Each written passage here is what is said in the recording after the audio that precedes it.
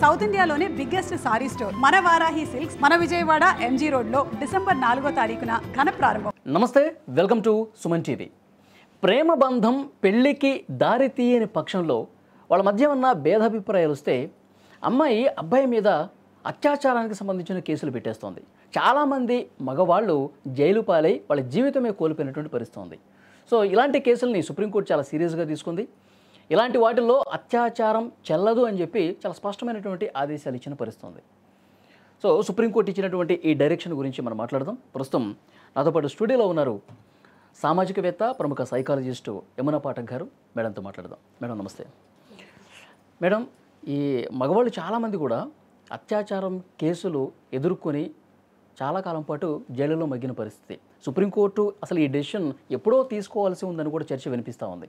ఎందుకంటే వాళ్ళు కొన్ని రోజుల పాటు కలిసే ఉంటారు, సహజీవనం చేస్తారు, అంతా బాగానే ఉంటుంది. ఏదో ఒక విషయంలో భేదాభిప్రాయాలు వస్తే వెంటనే ఏమై నన్ను వాడుకున్నాడని చెప్పు, లేకపోతే శారీరకంగా ఇబ్బంది పెట్టాడని చెప్పు అత్యాచారం కేసులు పెడతా ఉన్నారు.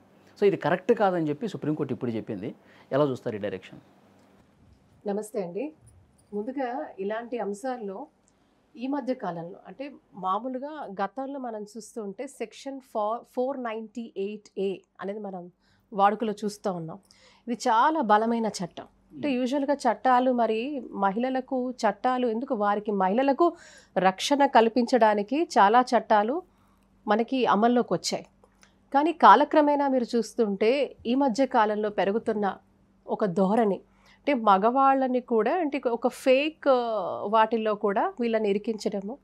సో ఇటువంటి కొన్ని చట్టాలు ఏవైతే కొన్ని బాగా కఠినమైన చట్టాలు ఏవైతే ప్రముఖంగా మనం చూస్తున్నాం ఈ మధ్యకాలంలో, ఆ మధ్యకాలంలో కూడా 498 అంటే ఏదైతే డౌరీ హెరాస్మెంట్, డొమెస్టిక్ వైలెన్స్ ఇటువంటివన్నీ కూడా ఈ క్రూయాలిటీ అగేన్స్ట్ విమెన్, అన్ని forms of abuse, verbal abuse, physical abuse, మరీ ముఖ్యంగా physical abuse, so and mental abuse కూడా. సో ఇటువంటివన్నిటికి కూడా తీవ్ర స్థాయిలో ఎదుర్కొన్నప్పుడు మహిళలకు రక్షణ కల్పించడానికి ఇటువంటి చట్టాలన్నీ వచ్చాయి. కానీ కాలక్రమేణా ఏమైపోయిందంటే దాన్ని దుర్వినియోగం కూడా మనం చూస్తూ ఉన్నాం. అంటే కొంతమంది కేసులు ఎక్కువైపోతా ఉన్నాయి.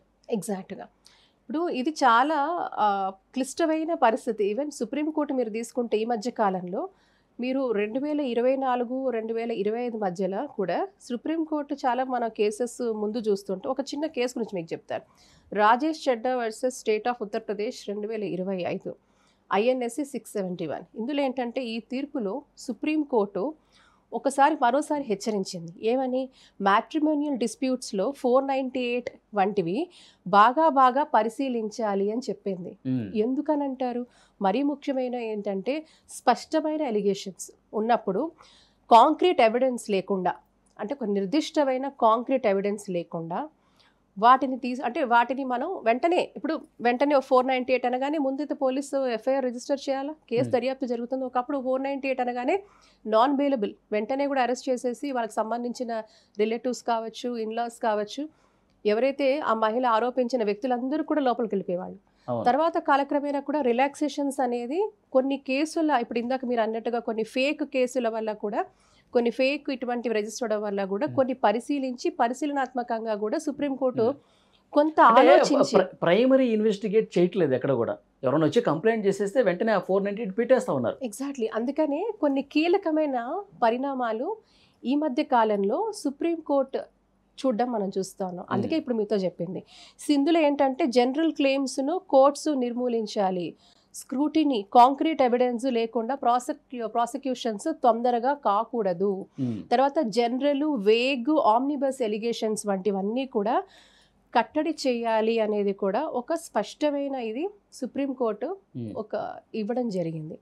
సో ఇందులో ఏంటంటే మనకి వెంటనే ఇప్పుడు మీరు ఇందాక అన్నట్టుగా వెంటనే వాళ్ళని లోపల వేసేయడం, వాళ్ళ మీద ఇవన్నీ కూడా కాకుండా ఒక ప్రాపర్గా కూడా నిర్ధారించి పూర్తి కాంక్రీట్ ఎవిడెన్స్తో, ప్రాపర్ ఎవిడెన్స్తో ఇవన్నీ కూడా తీసుకొని అబ్జర్వ్ చేసి వీటన్నిటినీ కూడా సరిగ్గా పరిశీలించి ఒకవేళ గిల్ట్ ఉంది అని ప్రూవ్ అయితే తప్పకుండా వాళ్ళకి శిక్షలు పడేటట్టుగా కూడా మనకి చట్టాలు మహిళలకి తర్వాత పోలీస్ స్టేషన్లో కూడా వాళ్ళు ఇన్వెస్టిగేట్ చేసేవాళ్ళు కూడా మహిళల పక్షపాతం నిలుస్తున్నారు, మగవాళ్ళకి బాగా అన్యాయం జరుగుతుంది అన్న వాదన చాలా ఎక్కువగా ఉంది. ఏమంటారు? ఇప్పుడు చూసారా, న్యాయం అనేది ఎవరికైనా ఇర్రెస్పెక్ట్ ఆఫ్ జెండర్, ఆడవాళ్ళకైనా మగవాళ్ళకైనా, మరీ ముఖ్యంగా ఆడవాళ్ళ మీద జరిగే నేరాలు ఘోరాలు ఈ రోజుకి ఎక్కువ శాతమే ఉంది. కాబట్టి మనకి చట్టంలో అయినా మన ఉన్నత న్యాయస్థానాలైనా కూడా ఎక్కువ ప్రాముఖ్యత అనేది మహిళలకు ఇవ్వడం మనం చూస్తూ ఉన్నాం.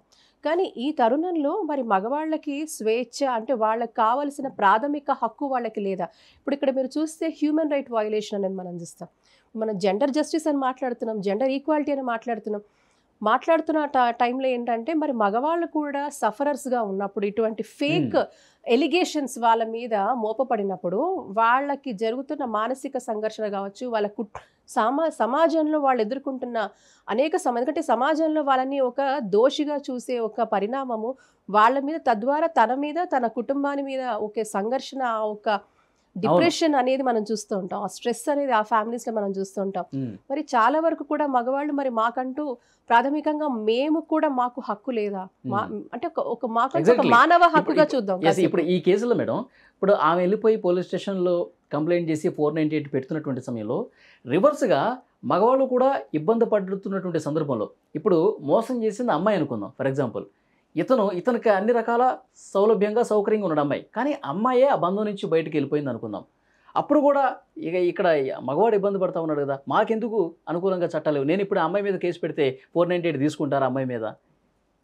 ఇంకా కూడా ఇప్పుడు మీతో అన్నట్టుగా కూడా ఇప్పటికీ కూడా అధిక సంఖ్యలో బాధపడుతున్న వాళ్ళు మహిళలు కాబట్టి తొందరగా కోర్టులు కూడా అటువంటి నిర్ణయం తీసుకోలేకపోతున్నాయి. కానీ రిలాక్సేషన్ ఇచ్చాయి.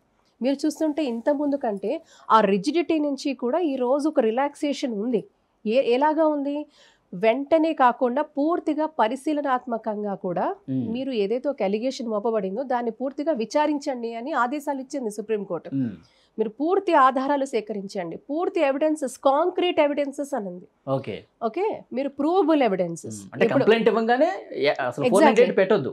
ఎవిడెన్స్ సంపాదించిన లేదు 498 పెట్టినప్పుడు కూడా దాన్ని పూర్తి స్థాయిలో విచారించండి, తగిన ఆధారాలు సేకరించండి, కాంక్రీట్ ఎవిడెన్స్ తీసుకోండి, దానికి తగిన పూర్తి సమాచారం తీసుకోండి అని కూడా చాలా స్పష్టంగా కూడా చెప్పడం జరిగింది. సో తద్వారా ఏమవుతుందంటే అంటలే అన్లెస్ ఇఫ్ అట్ ఆల్ అది ఫేక్ అని ప్రూవ్ అయితే అలా కొట్టిపారేసిన కేసులు కూడా ఉన్నాయి. అంటే కోర్టు వరకు కూడా ఒక కాంక్రీట్ ఎవిడెన్సెస్ చూపించలేకపోతే అది ఫేక్ అని తెలిసిన తర్వాత ప్రూవ్ చేయగలిగితే, చట్టపరంగా ప్రూవ్ చేయగలిగితే అట్లాంటివి కూడా వాటి నుంచి విరమణ కూడా పొందిన పరిస్థితులు మనం చూస్తాం. ఇలాంటి ఫేక్ కేసులు పెట్టే వాళ్ళ వల్ల జెన్యూన్ గా బాధపడుతున్న వాళ్ళు, జెన్యూన్ గా ఇబ్బందులు ఎదుర్కొంటున్న వాళ్ళు కూడా ఆ కోవకే లెక్కగట్టే ప్రమాదం ఉంది. నేనైతే ఒకటి స్పష్టంగానండి, నేను స్త్రీని అయినప్పటికీ కూడా ఒక మాట చెప్పాల్సిన అవసరం ఏంటంటే మనం డెఫినెట్గా ఇది ఒక మానవ హక్కుగా చూడాల్సిన అవసరం ఉంది. ఎందుకంటే సరే ఎక్కువ శాతం మహిళలు సఫర్ అవుతున్న పరిస్థితి ఈ రోజుకి ఉన్నప్పటికీ కూడా మగవాళ్ళు కూడా వాళ్ళది కూడా ప్రాణమే, వాళ్ళకి కూడా జీవించే హక్కు ఉంది, వాళ్ళకి కూడా డిగ్నిటీ ఇవన్నీ కూడా ఉన్నాయి, వాళ్ళకి రైట్స్ ఉన్నాయి, ఫ్రీడమ్ ఉంది. మగవాడిని అకారణంగా కూడా హింస, ఎటువంటి హింస అయినా, మళ్ళీ చెప్తున్నాను, అబ్యూజ్ అనేది, హింస అనేది కేవలం ఆడవాళ్ళకే వర్తించదు. When you talk about human right violation మాట్లాడుతున్నప్పుడు మగవాడికి కూడా మానసికంగా, శారీరకంగా నాకు తెలిసి దెబ్బలు తింటున్న మగవాడు కూడా చాలా మంది ఉన్నారు. కాకపోతే ఈ సమాజం ఈ రోజు మగవాడిని దెబ్బలు తింటున్నాను అని చెప్పడానికి కూడా మగవాడికి చెప్పే స్వేచ్ఛ లేదు. ఎందుకంటే ఎందుకంటే సమాజం పూర్తిగా కూడా ఒక ఎస్టాబ్లిష్డ్ ఫేత్స్తో, ఎస్టాబ్లిష్డ్ వీటితోనే మనకి ఆ నెరేటివ్స్తోనే నింపబడింది. అంటే మగవాడు ఏడ్చినా, మగవాడు ఏదైనా చెప్పినా, మగవాడు నాకు ఇలా అబ్యూస్కి గురవుతున్నాను అని చెప్పినా కూడా సమాజం హేళన చేస్తుందనే ఒక భయం కూడా తీవ్రంగా ఆ మగవాళ్ళని కృంగదీసే విధంగా ఉంటుంది. కాబట్టి ఇటువంటివన్నీ కూడా చాలా చాలా సున్నితమైన అంశాలు. వీటిని చాలా అంటే నాకు తెలిసి రానున్న రోజుల్లో చట్టాలలో కూడా సవరణ జరుగుతుంది అనుకుంటున్నాను. ఎందుకంటే ఇలాంటి సెన్సిటివ్ ఇష్యూస్ కేవలం ఇందాక ఇప్పుడు అలాగే సవరణలు తీసుకొచ్చింది కదా సుప్రీంకోర్టు, జాగ్రత్తలు తీసుకోమని చెప్పింది కదా, ఒక రిలాక్సేషన్స్ అనేవి ఇచ్చింది కదా.